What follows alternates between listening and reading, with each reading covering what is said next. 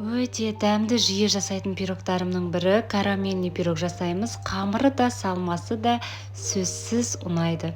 Алдымен жұмыртқаға қантты салып, араластырып, ертіп аламыз. Сосын бөлме температурасына жуып, жұмсақ сары майымызды салып, тағы да араластырамыз. Сосын ұнға қопсытқышты араластырып, барлығын қосып қамыр илейміз.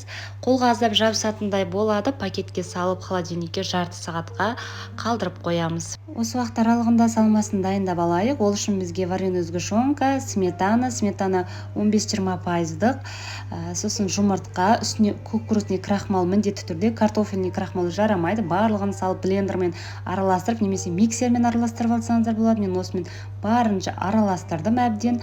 Біріккенше сосын қамырды 22-24 диаметрлі формаға жайғастырып алып, үстіне салмасын құйып, қызып тұрған пеште 180 градуста 30-35 минут шамасында пісіріп аламыз. Әбден суыған соң ғана формадан шешіп кесеміз. Өте нәзік шығады қыздар, міндетті түрде жасап көріңіздер. Астарыңыз дәмді болсын.